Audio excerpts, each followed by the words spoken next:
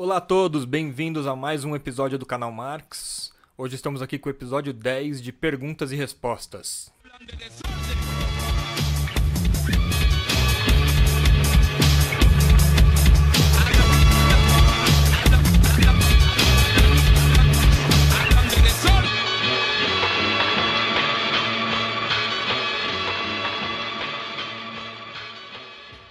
Eu sou o Diogo, estou aqui com a Ana Paula. Olá.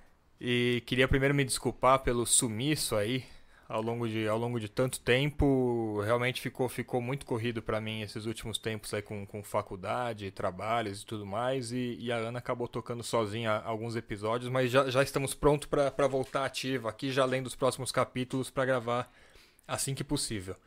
Hoje, como a gente tinha prometido já há algum tempo atrás, nós vamos fazer um episódio respondendo algumas perguntas que os nossos ouvintes deixaram no Facebook e no Instagram. Então, para quem não lembra, Ana, você quer relembrar todo mundo quais são os nossos canais de comunicação? Quase todos os canais de comunicação possíveis, gratuitos que o planeta nos oferece. Busca canal Marx com K em alguma rede social que você encontra a gente. No Twitter, nós estamos Qual que é o Twitter? Canal Marx. @canal Marx. Com K. Canal com K, Marx. Isso. Nós estamos no Instagram também, canal Marx. E no SoundCloud, é isso? E no SoundCloud e no YouTube, né? É verdade. No YouTube, no canal da Ana, que é o Caderno Sem Pauta. Sim. Onde vocês encontram, além de todos os episódios do canal Marx e a opção de deixar comentários, também outros vídeos que a Ana já gravou ao longo dos anos. De economia para não economistas. Curso de economia para não economistas. Aliás, sobre o curso de economia para não economistas, você gostaria de atualizar a gente pessoal. a respeito? Sim, em agosto eu vou oferecer no Espaço Revista Cult. Onde fica, Diogo, que você viu o endereço direitinho? Fica ao lado do Metrô Vergueiro, na Praça Santo Agostinho, meu Isso. filósofo favorito. Muito bem, até o momento. Então, no Espaço Revista Cult, eu vou oferecer em agosto, nas quartas-feiras, dos dias 7, 14, 21 e 28, das 8 às 22 horas, um curso novo chamado Economia na Linguagem de Marx. Vão ser 4 encontros onde eu vou desenvolver a teoria do valor que o Marx expõe no Capital. É um curso novo para mim, é um curso que eu sempre quis dar há muito tempo, porque é exclusivo da teoria do valor. Muito legal. Né? Então, eu vou desenvolver o que a gente está vendo ao longo do nosso podcast, óbvio que de uma forma mais direta e concisa. E a proposta final é mostrar como as ferramentas da teoria do valor podem ser adequadas e úteis para fazer análises contemporâneas do ordenamento econômico. Tá, Bonito, né? você vai fazer uma vinculação paralelo com a economia atual. Sim. Tá. E aí, essa semana, eu fiquei sabendo que o curso de Introdução e Fundamentos de Economia para Não Economistas, o que está disponível no YouTube, vai rolar em setembro. A gente não tem data definida ainda, mas no Espaço Maria Antônia, aqui em São Paulo. Maria Antônia... Muito legal, o famoso Espaço Maria Antônia. Lá histórico. na frente, quase em frente ao Mackenzie, em frente né? ao Mackenzie, ali na Maria Antônia, onde teve o infame conflito da mesmo. USP com o Mackenzie, né? Durante a ditadura, em algum momento, anos 70 ali. Bom, então é isso. Então tem agenda de cursos em agosto e em setembro. Muito que bem. Muito legal. Então, você quem tiver interesse nesse curso da Ana, pode buscar no site do Espaço Cult, que chama Cult Loja, Espaço Cult, alguma coisa assim. Busca lá Economia, Marx, Salviati, vocês vão encontrar o curso lá. Mas a gente pode colocar aqui embaixo, A gente põe o link aqui embaixo, a gente facilitar. pode fazer isso também. Bom, mais algum anúncio a fazer? Não. Mais nenhum anúncio a fazer. Vamos para... Pensou demais, perdeu a oportunidade de fazer o jabá. Mas eu escrevi um livro. Não, perdeu a chance. Perdeu a chance, não tem mais jabá hoje. Chega de jabá. Vamos para as perguntas. Da nossa primeira pergunta, a gente tem pergunta de 2 ouvintes aqui que deixaram pra gente. Do Gilvani Oliveira e da Manuele Carvalho Cardoso. Então, Gilvani e Manuele, se vocês estiverem ouvindo, vamos responder suas perguntas. Falar que o Giovanni, ele tem a medalhinha Teoria do valor mais, né? Porque ele é o ouvinte, assim, mais Comentarista assíduo, assíduo ouvinte assíduo, é verdade. desse Grande canal. incentivador do canal. Muito obrigado, Giovanni. Medalhinha teoria do valor. Tamo junto, camarada. Então, a primeira pergunta do Giovanni Oliveira. Agora eu fiquei na dúvida. Você falou Giovanni, eu fiquei na dúvida se é Giovanni ou Giovanni. Então, desculpa se eu estiver pronunciando seu nome errado, mas vou falar Giovanni. Chama de Gil Oliveira. Ana Paula, que relação podemos fazer da teoria monetária de Marx com a teoria moderna da moeda discutida hoje na macroeconomia? Pergunta fácil, básica.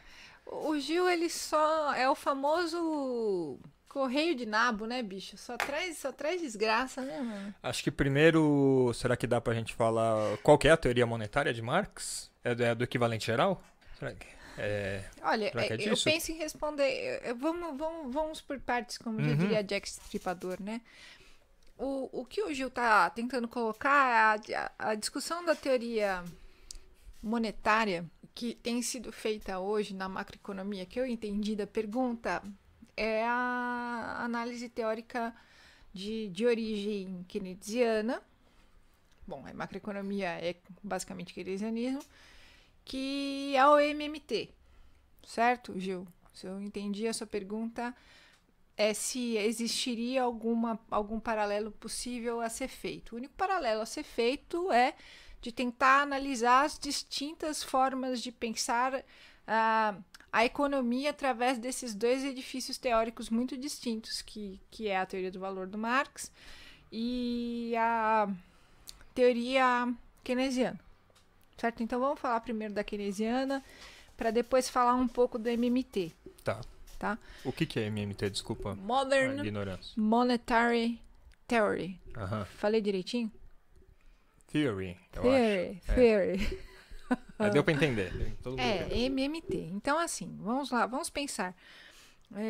O Marx, quando ele escreve o Capital, ele está tentando pegar um movimento do capital em geral, certo?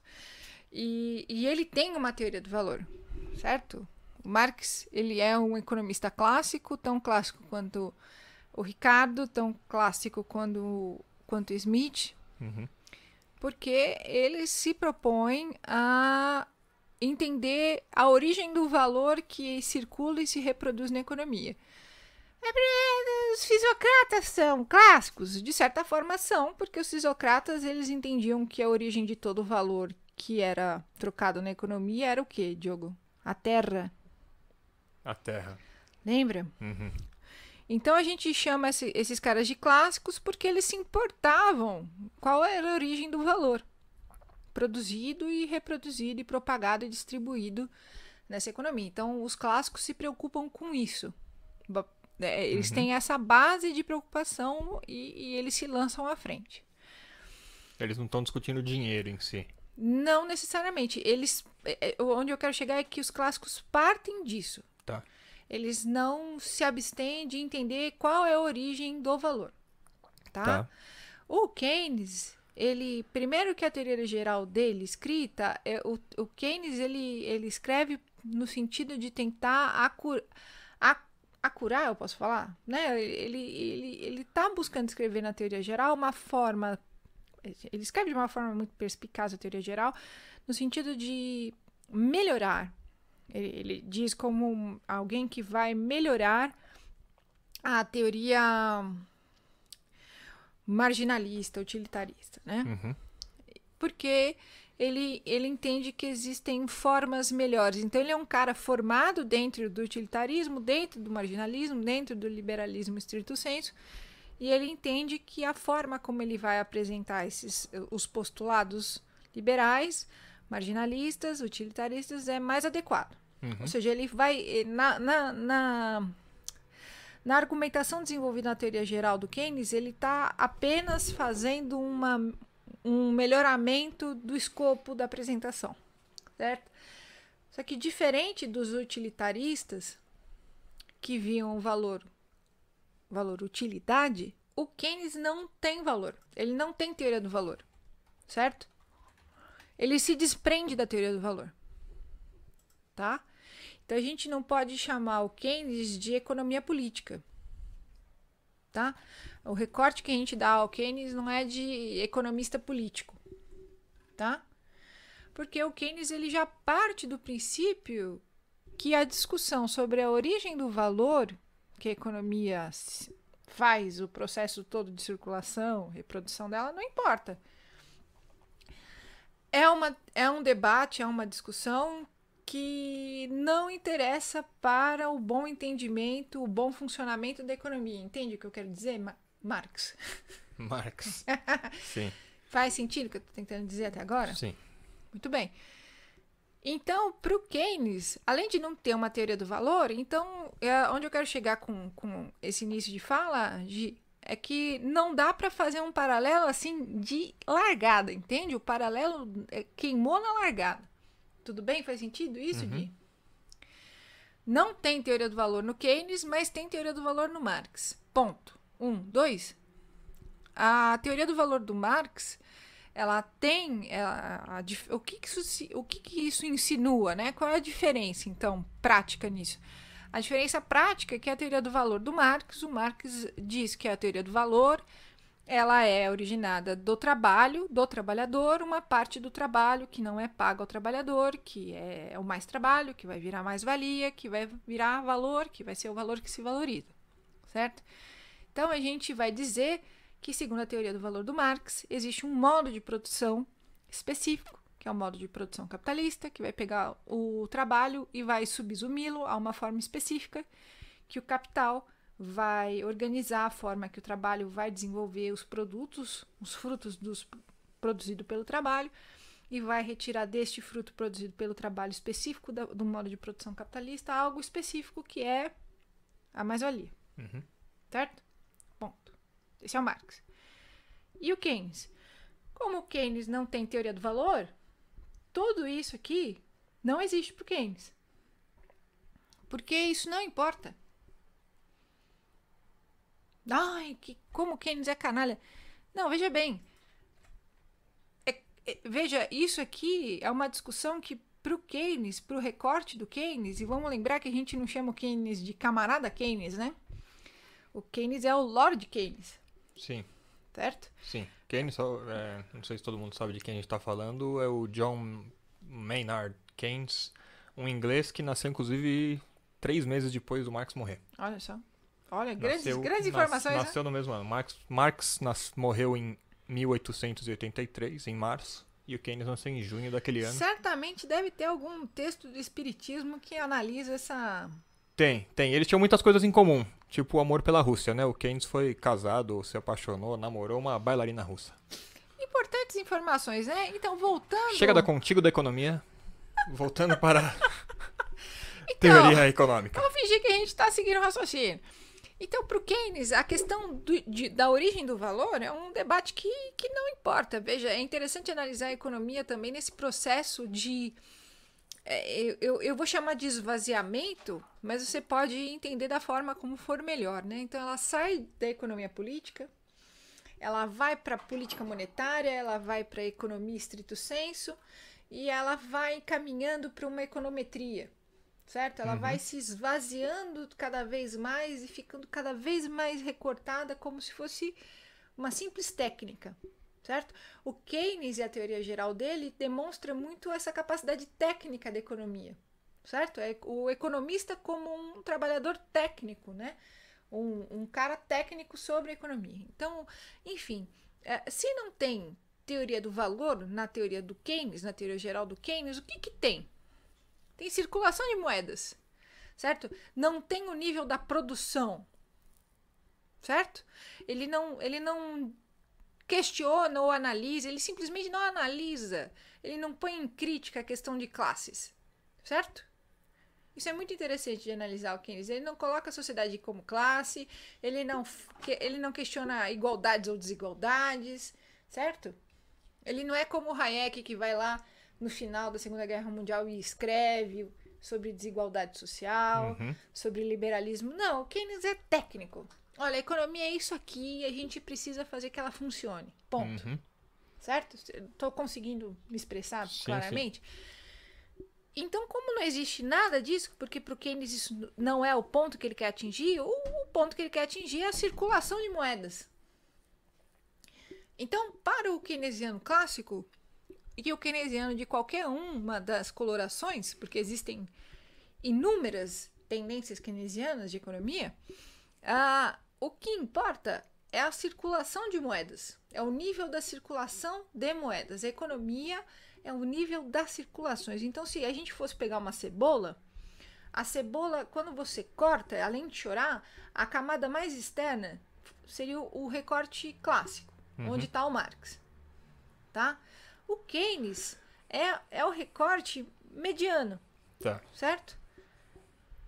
Ele não está se importando se tem classe, se tem desigualdade. De onde vem o valor, de onde vem mais-valia. Não.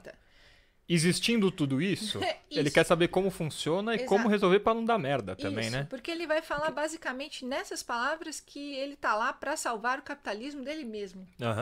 Certo? E aí ele foi bem importante durante a Segunda Guerra Mundial, depois, né? Sim, a teoria dele... Com a interferência do Estado na economia, né? De como que o Estado consegue evitar que o capitalismo faça o que ele faz de melhor, que é entrar em colapso.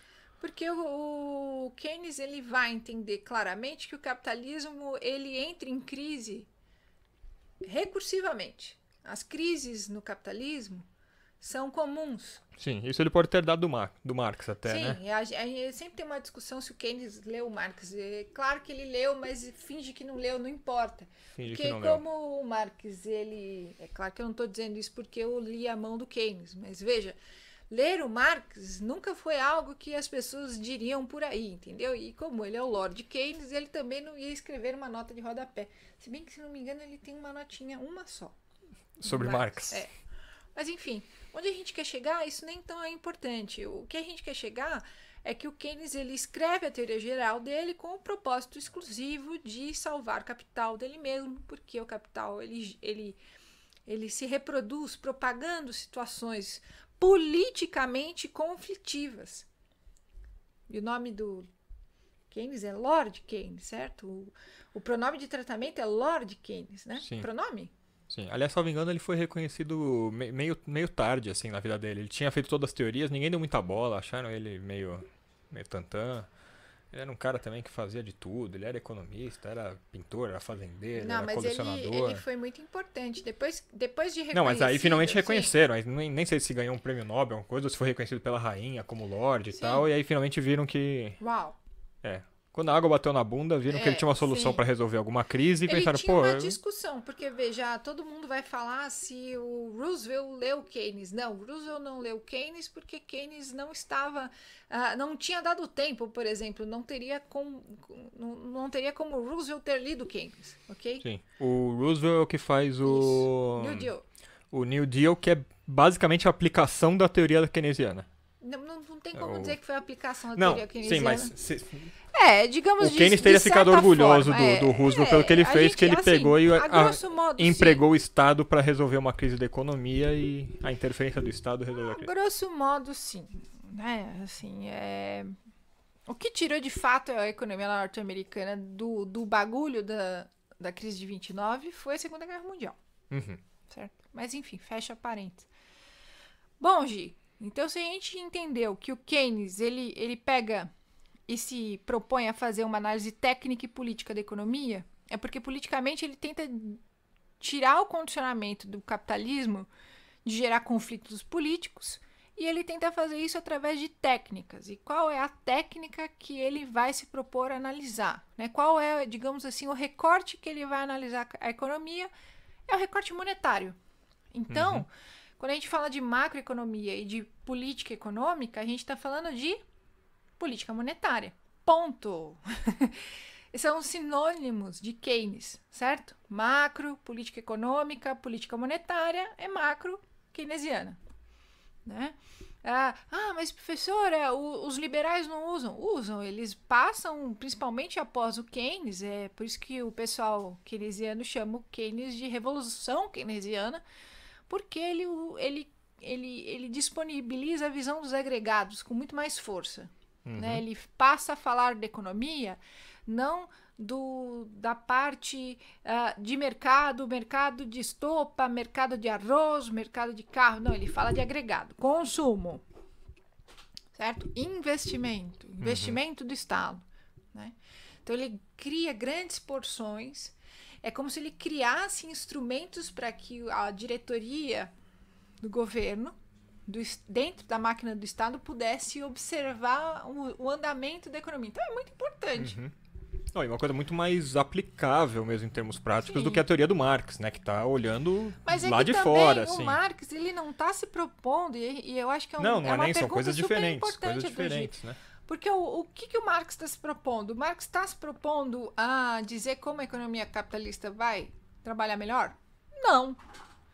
O Marx está se propondo a analisar o movimento do capitalismo. São propostas de inserção diferentes, né? Sim. Enfim. Então, assim, Gi, se fica claro que o aspecto que o Keynes vai observar a economia é o da circulação, porque basicamente a origem daquilo que é circulado, ele basicamente ceifa da teoria teoria geral, então resta a circulação, certo? Então, se você pegar qualquer livro de um keynesiano, ele vai falar que a economia capitalista é uma economia é uma sociedade monetária, certo? É uma economia monetária, certo? Ponto. É uma economia de produção capitalista? Não, é economia monetária, ponto. Tá? Então, eles vão observar a forma como a circulação das moedas vão se dar. E eles vão tentar fazer com que haja um controle satisfatório dela através das ferramentas de política macroeconômica. Okay? Taxa de juros, isso, inflação de título, dívida. Em algum momento, trabalho, câmbio, o famoso tripé. Tá. Certo? Bom, ponto. Tá entendendo até agora? Sim. Bom, o que diz a MMT? Que fala a MMT, você? Modern Monetary Theory. Isso aí, fica mais bonito. Então, a MMT é mais complicado para a gente começar a explicar aprofundadamente, porque a gente vai precisar ter alguns esclarecimentos do que é uma dívida pública, né? Então, assim, é bonito entender o funcionamento da dívida pública dentro do capitalismo, porque basicamente a gente vai entender o que significa Estado, o que significa moeda, títulos e dívida pública. Eu sei que para responder isso eu precisaria de muito mais tempo, né? No Caderno Sem Pauta mesmo, no curso que está lá, que é o curso de Fundamentos da Economia para Não Economistas, se não me engano, a segunda aula do curso é a aula que eu falo explicitamente de Estado, moeda, dívida e títulos, e é a aula que eu dou, que eu explico todo esse funcionamento. Então, se você se interessar, caro ouvinte, é só ir no Caderno Sem Pauta, que é o nosso espaço no YouTube, e procurar pela playlist do Fundamentos da Economia para Não Economistas, a segunda aula, que é a aula que eu falo sobre Estado e isso tudo. Bom, é difícil falar sem ser vulgar, mas o Monetary Economic Theory basicamente vai levar as últimas consequências, vai levar em termos lógicos, quase metafísicos, não, puramente metafísicos, a ideia de moeda. Por que eu digo metafísicos? Porque simplesmente, como o Estado é o emissor da sua moeda, ele tem o controle total e último da quantidade de moedas que ele emite. O que, em teoria, especial metafisicamente falando, é lei reproché, certo? Por quê? Porque a questão o pé de barro, digamos assim, eu falo isso porque eu trabalho no escopo materialista, certo? Eu não estou no espectro keynesiano. Mas muitos keynesianos, muitos economistas que trabalham no espectro keynesiano também fazem essa. Qual é o pé de barro do MMT? Esta dívida, essa relação de dívida, título, moeda, necessariamente, por exemplo, para o Fred Mosley, que é um baita teórico marxista, a gente tem a concepção de que, por exemplo, como o dinheiro norte-americano, que é o dinheiro, é o câmbio de circulação mundial, dentro da hierarquia das moedas, ela é a primeira moeda mundial. Então, quando o dólar deixou de ser lastreado em ouro, qual é o lastro atual do ouro? Né, Diogo? Hoje? É. O lastro atual da moeda? É, do dólar. Que não é mais ouro. O lastro qual é? atual é a economia americana, né? E qual é próprio... Isso, é tudo o próprio bem. PIB americano? Então, o Fred Mosley, que é um baita de um teórico marxista, ele vai comprovar no livro dele sobre teoria da moeda, dentro, óbvio, do arcabouço marxista, da teoria do valor, que o lastro da economia norte-americana é a capacidade de tributação, né? Porque o PIB é o produto dentro do produto que o Estado consegue tributar. Então, o lastro da moeda norte-americana é o tributo que a moeda norte-americana consegue lastrear da própria economia. Certo? Veja, se vocês estão aqui me acompanhando, veja o quanto isso é diametralmente oposto de uma teoria que basicamente não vai desembocar na ideia de que é o tributo que vai lastrear a moeda. Para o MMT, é o Estado que simplesmente emite moeda. Não há lastro. Um lastro de valor. Porque quem dá o lastro de valor é os juros, certo? A inflação e o câmbio. O lastro de valor de uma moeda está no manuseio desse tripé. O que, de novo, em termos metafísicos, lógicos, ok. E não materiais, certo? Porque na realidade material você tem esse probleminha técnico, certo? De primeiro entender que economia funciona diferente em vários países, porque existe uma fragilidade de países, e porque nem todos os países são basicamente os Estados Unidos, né? Só os Estados Unidos são os Estados Unidos. Sim. Então, veja, para o MMT,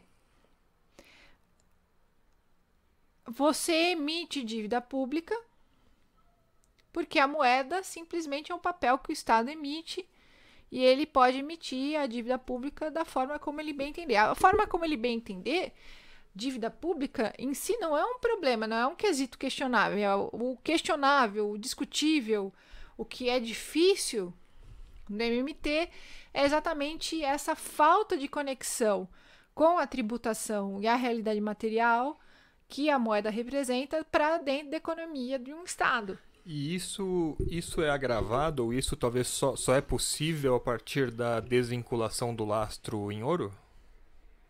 Como é? Esse tipo de não materialismo só é possível a partir da desvinculação do lastro em ouro? Ou... Olha, talvez... pensando rápido... Ou é agravado não. assim?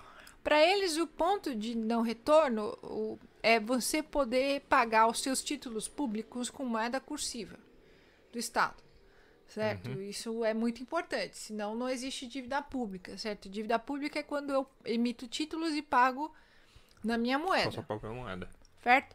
Quando você tem uma moeda robusta, você, em tese, paga seus títulos com a sua própria moeda, sem se importar com o valor de uma moeda mais forte.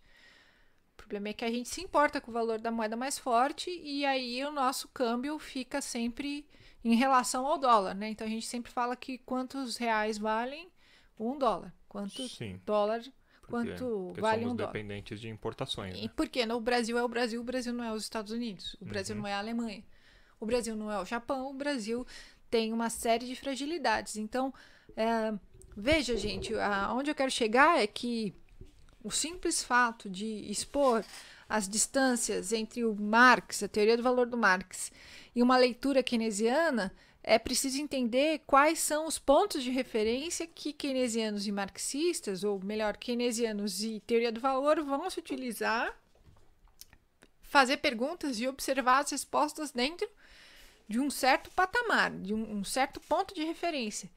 Eu acho que isso mostra o quanto é muito mais rico e complexo o debate dentro da economia, né? Que na nossa realidade, assim, do jeito que ela é exposta, ela é quase um cacho de banana, uma dúzia de banana, né? Assim, até por isso, acho que muitas vezes a economia estatal, a política fiscal é comparada à economia doméstica, né? Ah, nossa senhora. Como se, bom, se eu ganho R$ 10 e gasto 12, isso não pode ser assim. Bom, mas eu não posso imprimir dinheiro na minha impressora e pagar esses R$ 2 de diferença, na verdade. Isso nosso âncora de jornal nunca fala, né? Não, não. É incrível isso.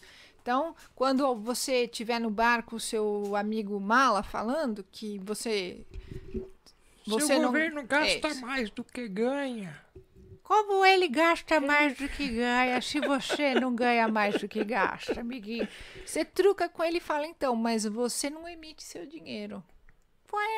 Se você tivesse a Casa da Moeda e o Tesouro Nacional, Sim. Ah, mas aí impacta aí na inflação. Ah, bom, então aí você já vai necessariamente ampliar o nível do debate e a gente vai poder falar sobre inflação, inflação de consumo, inflação inercial, inflação baseada em juros, inflação baseada na necessidade de manter âncora cambial e assim vai. sim, aí você fala, bom, mas na crise de 2008 os Estados Unidos emitiu 4 trilhões de dólares, que era equivalente ao PIB do Japão na época, que era 16 vezes o PIB do Brasil na época, e não houve inflação nenhuma. Então, como você explica isso? Aí você fala, então, querido, se você quer discutir, vai estudar economia há 4 anos, e aí depois você vem me encher o saco. Não, assim, eu acho que é importante esse tipo, fazer um episódio. Essa pergunta, quando o Gil colocou, eu sabia que a gente ia ter que tomar um tempo das nossas vidas respondendo. Eu não me sinto tendo respondido ela com o melhor capricho, porque a gente precisa de um fôlego. Mas é bom que dá muitas referências também, aí quem quiser, Sim. né? A gente falou do curso. do Keynes, falou do curso que você do episódio 2 do seu curso, que tem na página do YouTube. Caderno Sem Pauta do YouTube também, pra saber mais. E aí, enfim, no YouTube você vai achar milhões de referências também de outras coisas, pode pesquisar a respeito Não e tem tentar. muito, na verdade, né? Não tem muito, na verdade, no sentido de coisas densas, né? Adensadas. Se É mais você superficial, tem né? coisas, às vezes, em inglês. Mas, assim, adensadas especificamente sobre isso, em comparação, colocando Keynes em comparação aos monetaristas, colocando Keynes em comparação à teoria do valor, não tem. Tem aquela série da BBC, né? Sim, que você já mas tinha ela visto, não que eu compara. assisti. Não, mas ela dá um ponto de partida legal, eu acho, pra quem se Sim. interessar, que é uma série que a BBC fez, acho que Sim, isso é verdade. faz uns 3 anos, talvez, que são Não, bem mais. bem mais. Enfim, se você buscar no YouTube, é uma série sobre economistas e são 3 episódios. O primeiro é Marx, o segundo é Keynes, o terceiro é Hayek. Sim. E ela mostra mais ou menos, não a diferença, mas como foi se desenvolvendo, como cada um viu Sim, um eu aspecto acho que diferente. se E no você fim, ela até tiver- fala em como que Marx estaria mais relevante ainda diante da crise de Acho que 2008 se a e gente tudo mais. tiver sempre um bom filtro crítico, você pode consumir uma série de informações, certo? Você pode se utilizar de uma série de informações. Eu acho assim, Gil, não dá para comparar porque são edifícios teóricos que estão assentados em escalas diferentes de observação, com propósitos diferentes de observação. Mesmo assim, a gente compreende que, então, em síntese, a teoria do Keynes observa a economia, a nossa economia, o capitalismo, a sociedade como uma sociedade monetária, uma sociedade produtora de moeda, de circulação de moedas, enfim. E os fenômenos que ela vai buscar capturar são dessa quantidade e do nível. Bom, então, em síntese, para o Keynes, as questões se dão no nível do desenvolvimento da moeda, da circulação de moedas, das trocas de moeda. Então, ele vai tentar criar ferramentas para poder corrigir esse tipo de perturbações que podem acontecer como eu posso dizer, nesse filtro, nessa escala, né? Nessa faixa, certo? Porque ele vai entender que a economia se reduz a isso. Se você pegar um keynesiano mais erudito, ele vai entender que não. Se você pegar um keynesiano mais ortodoxo, porque existe, ele não vai questionar isso, né? E o MMT é uma corrente mais teórica, é uma corrente teórica que, digamos assim, leva às últimas consequências, em termos lógicos, da teoria da moeda do Keynes, certo? Então, ele regaça metafisicamente o tecido e, de alguma forma, acho até interessante a discussão que o MMT levanta, porque demonstra, revela o quão o debate dos paradigmas econômicos, dos princípios econômicos é extremamente metafísico. Certo? É isso. Próxima pergunta? Sim. Você pode pôr uma musiquinha de intervalo comercial aí.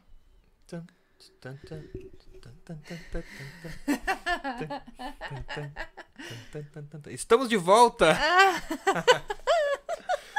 com o programa de perguntas e respostas do canal Marx. Sim. Vamos responder agora a 2 perguntas da Manuele Carvalho Cardoso, que ela deixou no YouTube e no Instagram também. A primeira é a seguinte. Manu, que é do estado da Bahia. E o Gil é do estado do Pará. Não, certo? É? Pará? Não sei. É do Pará. É do Pará. Então, do Pará. Pará e Bahia, regiões norte e nordeste participando. Geografia nota 10, hein, fi? Assiduamente, muito legal. Tudo bem. A Manuele pergunta o seguinte. Deixe-me ver se compreendi. Então, ela tá falando aqui, acho que do 2º episódio do canal, né? Quando a gente apresentou a dialética hegeliana versus dialética materialista. Deixe-me ver se compreendi. Então, a ideia para Hegel cria a realidade. Para Marx, ela apenas projeta a realidade de forma invertida, longe de sua essência. Então, ele usa o método dialético para invertê-la no real e mostrar o que está oculto? É aquela pergunta que você lê várias vezes, né?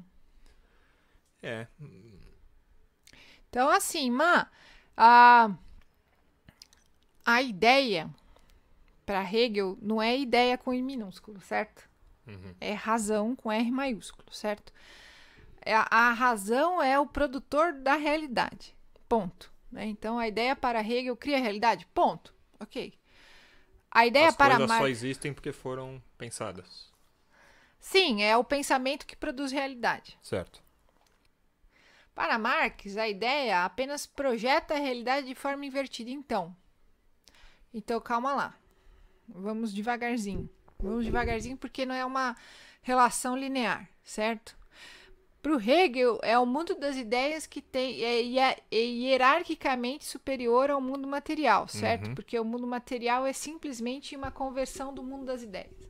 Para o Marx, não só não é bem isso, como ele vai dizer que é o mundo material, é o mundo materialista, é as formas sociais que vão implementar a forma como as ideias se colocam, certo? Dependendo de como as pessoas vão se arranjando e as coisas vão surgindo, as pessoas vão plasmando uma ideia. Vão pensando de alguma forma que também é influenciada materialmente. Então, Marx vai dizer que as ideias, elas estão buscando muito mais uma explicação para as coisas que a realidade material das pessoas precisa de explicação. Então, não é o contrário, não é a ideia que produz realidade, é a realidade que produz ideias. Né? Então, muito mais no sentido que a realidade produz explicações. Né? E aí, o problema é que o Marx vai sacar que essas explicações, essas ideias, o pensamento, ele muito mais serve a uma forma de vida material do que para simplesmente dizer sobre ela. Eu não sei se eu estou me fazendo muito claro. Existe toda uma ideologia, eu vou usar esse termo aqui nesse momento porque ele nos serve, ele é o apropriado. Existe toda uma forma de ver o real que serve a quem está num alcance mais dominante e preponderante, por exemplo, de uma organização social. Então, né, por exemplo, vamos falar, a gente está na cidade de Ur, 3000 a.C., e a gente passou pela famosa Revolução Agrícola, e a gente finalmente criou um excedente aqui em Ur, certo? Quem vai ficar com o excedente? Eu ou você? Aí a gente vai pensar a respeito. Se eu ou você, se eu criar uma ideia para justificar que eu vou ser dona do excedente e não você, e eu garantir que essa minha ideia vai ser introjetada na sua cabecinha, eu ganhei. Ponto para você. Ponto para mim. Então, digamos que a ideia ela vem muito mais. A ideia não nesse sentido de faísca, né? O Fiat Lux. É muito mais como forma de explicação das coisas, ela tem muito mais, ela traduz muito mais relações tácitas, relações sociais, o contrato social, do que simplesmente ideias que governam e induzem formas. Certo. Ah, mas veja bem, você não se contradisse, porque você está dizendo que... Não, veja, elas servem a alguma forma social. Elas não surgiram do nada, como Hegel coloca a razão, né? A razão, né? A razão serve a alguma coisa, né? A razão vai transformando. São referenciais completamente, diametralmente opostos, digamos assim. Aí, o que mais que ela pergunta, Di? E a segunda pergunta dela é... Não, mas longe de sua essência... na primeira ainda. Para Marx... Para Marx, ela apenas projeta a realidade de forma invertida, longe de sua essência. Então ele usa o método dialético para invertê-la no real e mostrar o que está oculto? Então, né, a ideia para Marx projeta a realidade de forma invertida, não é que ele projeta, né? Então a gente entendeu que não é uma ideia qualquer, né? Para o Marx tem todo esse debate, e ele não é que ela projeta a realidade de forma invertida. Entendo que a Manuelle está querendo colocar, né? Porque lembra que lá no prefácio ele fala que o método dele vai colocar de ponta cabeça e virar do avesso, né? Ele vai, basicamente ele vai pôr, né? Ele vai colocar de pé, coisa de fora para dentro e de pé, né? Enfim, eu acho que a gente pode com cuidado usar outros termos, mas eu acho que o sentido é mais ou menos em mostrar o que está oculto, será que ela está falando de alienação? Longe de sua essência. Será que ele usaria a dialética para... o método do Marx não é que colocar longe da... entendi. Para ela, a ideia do Marx, ela vai tentar resgatar a forma como ela se apresenta, que é longe, a ideia se apresenta longe da essência. Manu, então a gente tem que entender que existe uma alienação, é isso que você está falando? Pelo que eu entendi é isso. Então, o método dialético, ele não é que ele serve para invertê-la, ele serve para mostrar o que está oculto, isso sim. Acho que faz sentido agora. A gente abriu um pouquinho. Tá, ok. Acho que deu certo. Acho que sim. Espero que seja respondido, Manuelle. Se não estiver respondido, pode fazer mais uma pergunta. A gente inclui a tréplica na próxima sessão de perguntas e respostas. E a outra pergunta da Manuelle é a seguinte. Não é bem uma pergunta, ela quer uma confirmação. Diga se o meu raciocínio está correto. Ela falou pró. Muito fofo. Qualidade e quantidade é a apresentação do movimento na mercadoria. Sai do valor de uso para o valor de troca e, por fim, chega ao valor, capital. Porém, o valor não faz o movimento completo do em si para si, pois ele é frustrado, não supera a sua essência, que é o trabalho. Perfeito até aqui. Assim, o capital não encara o seu objeto, trabalho, e o supera. Ele precisa do trabalho para existir. Perfeito também. Não há como transformar a mercadoria, valor de uso, em valor, capital, sem o trabalho. Então, qual o problema aqui? A mercadoria não é valor de uso. A mercadoria é valor de uso e valor de troca. Tá? Ela é os dois. Certo? Ela, para ser mercadoria, para ela ser realizada como mercadoria, para quem comprar, ela tem que ter valor de uso. Para eu que estou produzindo, bolhufas. Mas eu sei que aquilo que eu estou produzindo tem que ter algum apelo a alguém. E esse apelo é o valor de uso, certo? Então ela tem valor de uso para quem comprar e valor de troca para quem estiver vendendo. Sim. Certo? Você não vai comprar algo inútil. Certo. Então não há como transformar a mercadoria, que é valor de uso, em valor de troca, em valor capital sem o trabalho. Então, essa última frase que a gente leu fica perneta, certo? Então a mercadoria, que é valor de uso, valor de troca, ela não tem como se transformar em valor capital sem o trabalho. Isso é fato. Sim, o que eu acho que ela quis dizer seria não há como produzir mercadoria sem o trabalho, né? Sim. E talvez não há como produzir mercadoria e extrair mais valia dela sem o trabalho. Sim. Eu acho que o que ela quis dizer foi isso. Uhum. Né? Só o trabalho confere valor à mercadoria. Valor de... Troca. Valor de uso. Quase. Eu tinha 50% de chance. O trabalho oferece, ele dá a substância que vai ser capturada, certo? O valor, certo? Então, você tá trabalhando lá. A gente vai ver isso nos próximos capítulos, porque por isso que eu acho que é importante a gente fazer essa sessão de perguntas, certo? A gente vai ver como é que se extrai a tal da mais-valia. A mais-valia é um trabalho extra, certo? Que não te é pago. Então, é um mais trabalho que te é abduzido, que não te é pago, que vai ficar no bolso ali, na contabilidade do empregador, vai virar um mais valor que está incluso na mercadoria, certo? É um mais valor, certo? E quando for realizado no mercado, quando a mercadoria for finalmente vendida, esse mais valor vai fazer o tal do salto mortal da mercadoria e vai virar lucro, tá? Então, mercadoria é valor de uso, é valor de troca. O capital não é valor de troca, ele é valor, ou seja, é quando ele já se desprendeu da mercadoria, ele já fez a cambalhota, entendeu? Ele é valor quando esse lucro é arremessado para dentro novamente da esfera de produção para buscar de novo uma nova valorização, certo? É quando esse valor se desprender, quando ele fizer o salto mortal, quando ele virar lucro, e o cara pegar dessa fração de lucro uma parte que ele vai colocar de novo na produção para expandir a produção, ou enfiar num imóvel, ou enfiar numa ação. Esse valor que ele vai usar para valorizar mais, esse é o valor. É quando ele já saiu da mercadoria, ele já conseguiu desencarnar da mercadoria. Tudo bem? Sim. E a última coisa que ela diz é: logo, o valor pertence a quem produz a mercadoria.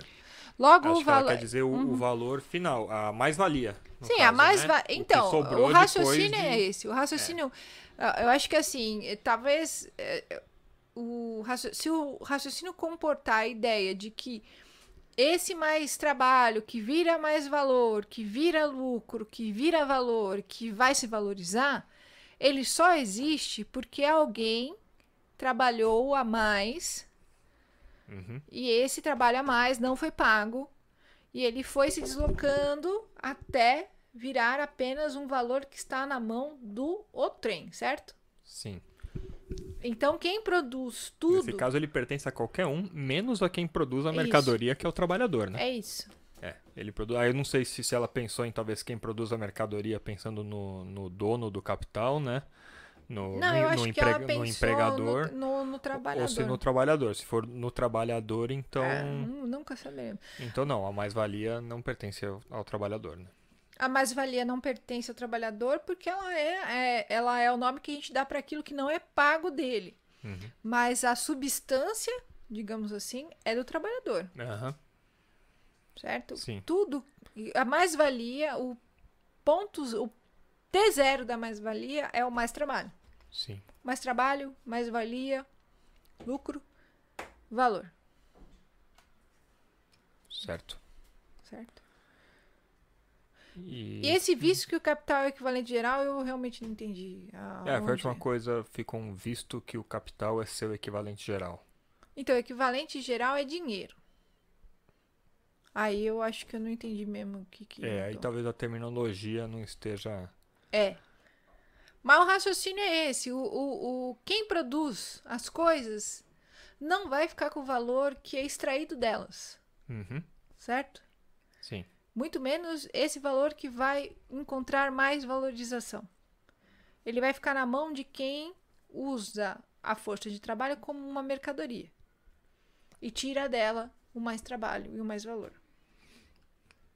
Certo. Mas você está adiantando. Sim. Acho que de qualquer forma, até o capítulo 3, que a gente vai fazer agora, ele retoma algumas coisas do capítulo 1, né? E acho que vai ajudar a reforçar essa ideia também e deixar mais claro. Acho que é isso.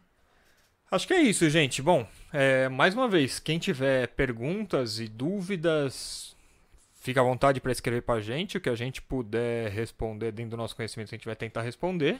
Lembrando que a gente tem o grupo, né? O grupo de leitura. O grupo de leitura do Capital, que a Ana está coordenando. lá na Biblioteca Ao seu Amoroso Lima, aqui em São Paulo, no bairro de Pinheiros. É aquela biblioteca que fica na esquina da Cardeal Arco Verde com a Henrique Schaumann, na primeira segunda-feira de cada mês, toda a primeira segunda-feira de cada mês, com exceção da primeira segunda-feira de julho, que como ela não vai estar disponível, foi adiantado para dia 24 de junho. Então a próxima sessão lá, 24 de junho, segunda-feira, das 7 às 10, é isso? Isso. Das 7 às 10, então quem estiver em São Paulo, estiver interessado, quiser conhecer, pode passar lá. Vai ser lido na próxima sessão o capítulo 1. Quer dizer, vai ser lido não, vai ser discutido o capítulo 1, né? Todo mundo já leu o capítulo 1, foi até quem foi na última sessão, recebeu partes específicas para discutir, a gente vai discutir o capítulo 1. Com calma. Com calma. E muito legal, muito interessante lá, quem tiver disponibilidade, vale muito a pena, gente com todo tipo de background, assim, de formação acadêmica e profissional, discutindo e querendo entender. Então, acho que por hoje é só. Tem mais alguma coisa, Ana Paula? Não. Bom, boa noite, boa tarde, bom dia a todos aí que estiverem ouvindo e nos vemos na próxima edição do Canal Marx. Até lá.